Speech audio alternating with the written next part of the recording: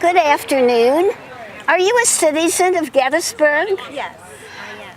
I am a reporter from New York Times. May I interview you? Sure. Thank you. May I sit down? Sure, you may.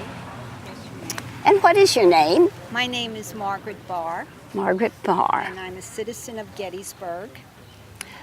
Married? Yes, but widowed. My husband was James Barr, and he died in 1852 Oh, I'm of sorry. typhoid. Have you children? Yes, I have 3 children, James, Maggie, and Agnes. And are they with you? Just Agnes's. We live on Baltimore Street, in 3 houses down from the Presbyterian Church.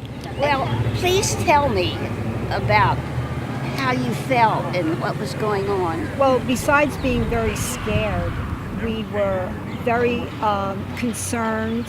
The devastation was horrible. It really was. And the doctors and nurses were overworked, and we felt so bad for them. We didn't know what we could do for them.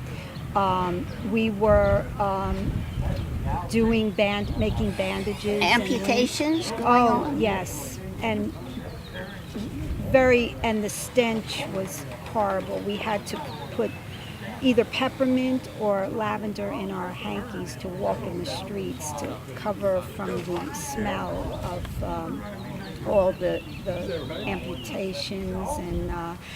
And we also, I felt so bad for the doctors. They were so overworked because they were taking care of both Union and rebels. And we invited them to our house one evening for a meal just to get a little break. And there was a knock on the door, and it was the rebels. And they were going to arrest all of us. And then we explained, my daughter and I, that these were the doctors that were helping both Union and rebels. And what happened then? Well, I invited them to come in and eat, and they would not sit down at the table with the Union doctors, but they left us alone, and I continued to serve the doctors their meals. And how about the other people on the street? Did anybody else help with you? Yes, everyone tried their best to volunteer to go into wherever there was a church or a house that they were taking care of the wounded. But you really couldn't go in the streets because there was You couldn't cross the street?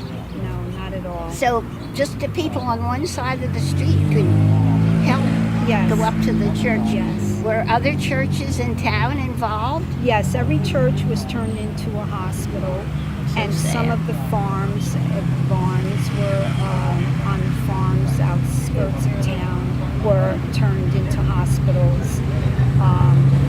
The first 3 days of the battle were horrible, and then when the battle was over, the devastation and the wounded that had to be taken care of, it was just time-consuming and overwhelming and very, very sad. I'm glad I wasn't here at that time.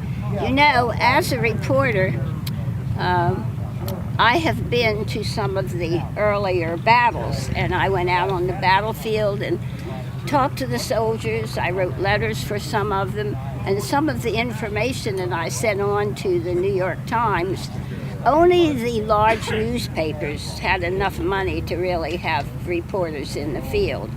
And because I had done a lot of writing before the Civil War, people knew that I wrote, so it was pretty easy, even though I was a woman, to get a job. Yes. Well, I'm glad that you were able to hear my story and of the days that... It's a very sad story, Yes. but these notes that I've taken are important because being a citizen, being right here when this was going on, it takes so long sometimes for information to get to the papers, and some of it's exaggerated, and so it's nice talking to somebody Well, firsthand. thank you, and I was glad to be of help. Thank you, and to tell Mrs. my Barr. story. Bye.